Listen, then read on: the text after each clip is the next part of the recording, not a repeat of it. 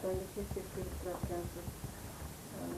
Sizni hozirgi milliy cholg'u asboblariga munosabatingiz?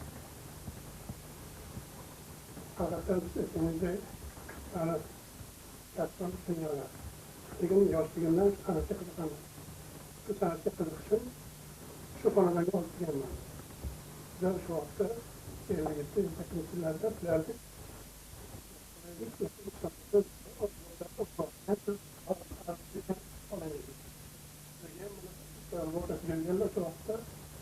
O'sha hozir ham bor, endi hozir qizimizlarimiz, o'g'illarimiz kalishadi uni. Haligi savolga kelib ketamiz. Hozirgi sharoitda milliy muzika asoslari ketishib bor. Aslida o'zi hali gapirganimizdek, to'ylarda faqat shu g'arb muzika asoslari ishlatilyapti. Bu odamni juda qayg'uli bor. Chunki bizani o'zimizni milliy asoslarimiz, Xudo rahmat qilsin, Husan akam, odamimiz qilgan urvoqlar qolib ketyapti juda. Odamlar yetishmayapti. Xudoga ming qadar shukur, mana o'g'illari bor. O'g'illardan kasblarni olgan, mana bizlar haligi aytganimizdek rubobimiz ta'bizda olib beramiz, o'g'illari qilib berishadi. Xuddi o'sha o'shanda bo'lmasa ham, lekin o'shanga olib kelib qilishadi. Xudo rahmat qilsin.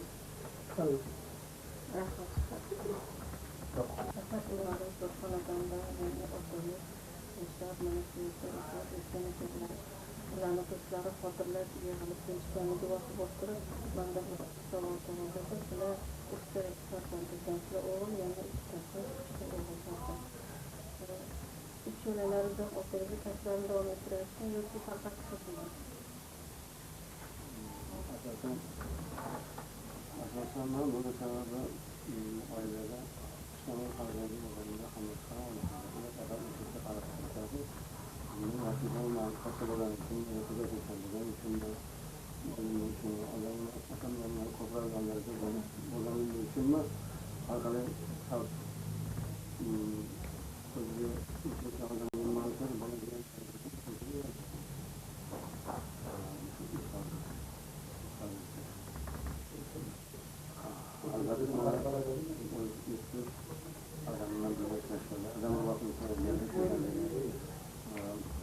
demek adam organlarga ancha bo'lgan bo'lsa ham bu shundan kechda bo'lsa mahmudlarni qoldirganlar ular shuni ko'rsatadiki adamimiz o'sha qilgan shular bilan barqaror. O'sha narsalarni qandaydir keyinchalik yoshlikda anglab yetmagan holda balki shu narsa bilan kasbga kunlarga sochganmi qoladi albatta qoldirgan katta dunyodan sevgilarim anchadan bir gapiradi. Sen bir yo'qlash kerak edi deb haqiqiy odamga bir oilalar katta bilan ko'chib o'tganlarga qaramasdan endi ba'zi odamlar o'ylaydi shularni o'g'li o'rganishni olsam deb yo'q ota odamlar aytadi otamiz shuncha o'rgatmaganlar lekin otani vazifasi bolasi bilan bo'lmagan ish yurishdi.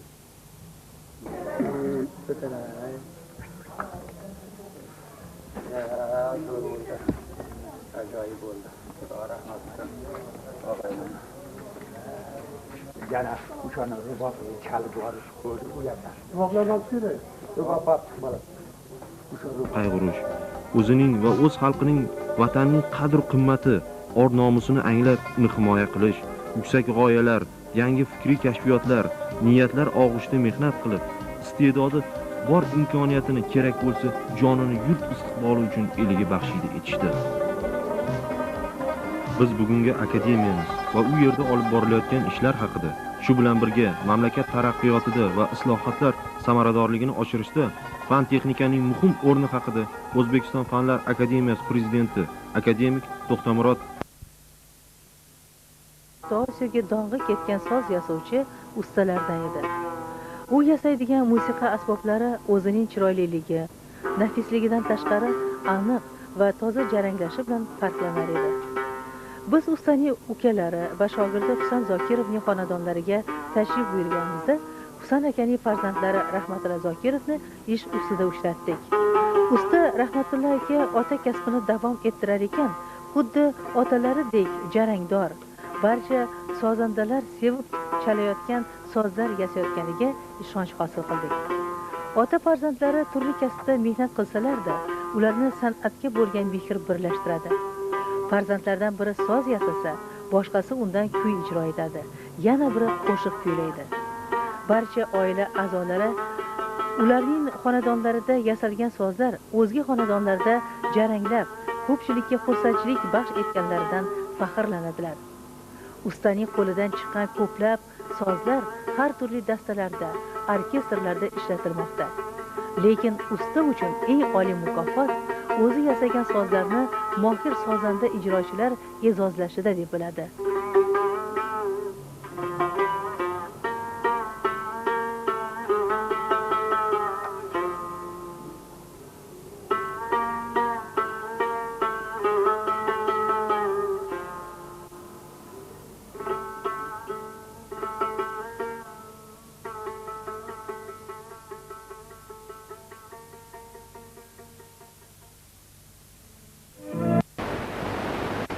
O'zbekiston Fanlar akademiyasining akademigi, Beruniy nomidagi davlat mukofotining sovrindori, texnika fanlari doktori, professor, O'zbekiston Respublikasi Fanlar akademiyasi O'simlik moddalari kimyosi institutining direktori Hamidulla Nig'matovich Oripov shu yilning 14-martida 58 yoshda vafot etdi.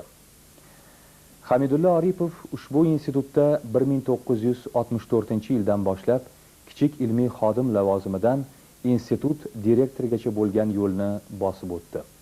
1968-yilda nomzodlik, 1979-yilda doktorlik dissertatsiyalarini himoya qildi. Kimyoviy texnologiyaning ustuvor yo'nalishi tabiiy faol birikmalar va sintetik preparatlar texnologiyasi bo'yicha Oripov yaratgan ilmiy maktab fanga ko'plab yangi universal texnologiyalarni hamda bir qator kasalliklarni davolashda ishlatiladigan dorilar yaratish, tabobatda qo'llash imkonini berdi. Hamidulla Oripovning bevosita ishtirokida O'simlik moddalari kimyosi institutining texnologik korpusi, Farg'ona azot ishlab chiqarish birlashmasida Uzgen sexi, Navoiy elektrokimyo zavodida Toluin kabi bir qator qurilmalar loyihalashtirildi va qurildi. Akademik Hamidulla Oripov dorivor birikmalar kimyoviy texnologiyasi sohasida xalqaro ko'lamda e'tirof etilgan olim.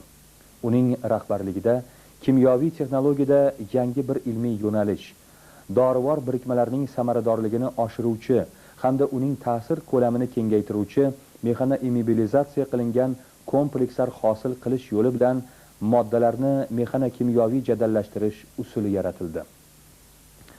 U 300 dan ortiq ilmiy maqolalar muallifi, tabiiy birikmalar kimyosi xalqaro jurnalining bosh muharriri edi.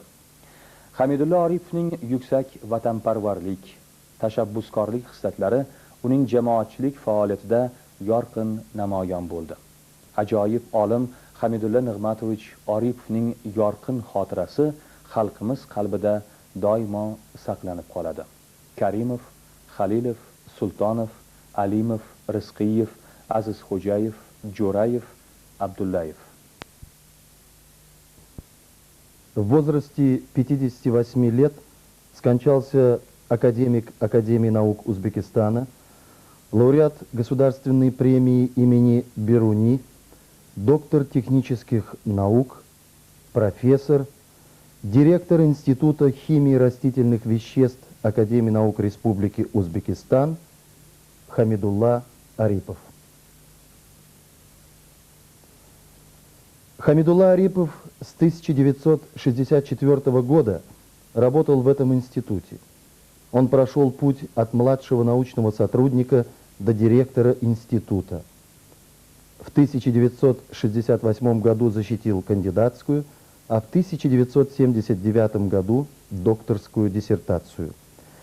Созданная Хамидуллой Ориповым научная школа по технологии естественных активных соединений и синтетических препаратов приоритетного направления химической технологии дала возможность создать множество новых универсальных технологий, а также лекарства для лечения ряда заболеваний и их успешного применения в медицине.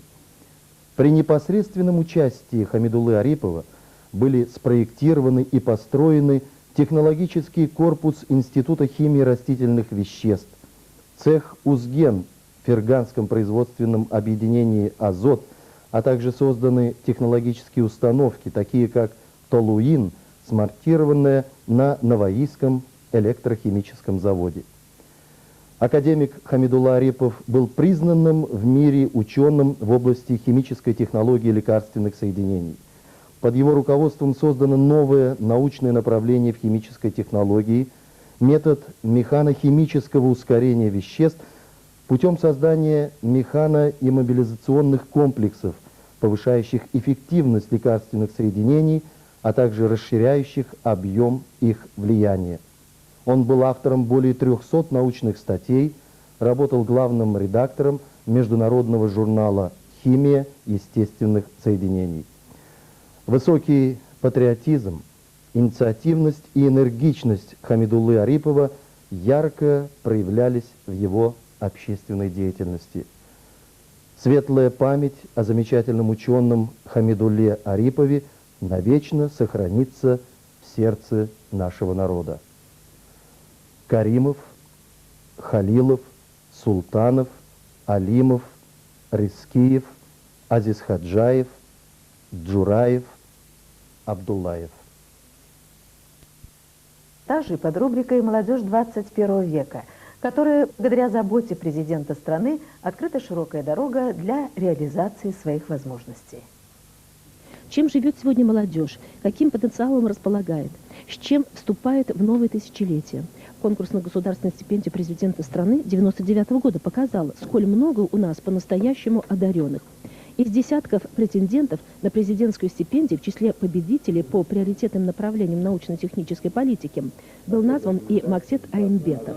О себе рассказывает скромно. Школа в далекой сельской местности Нукусского тумана, Каракалпакский госуниверситет имени Вердаха по специальности учитель химии.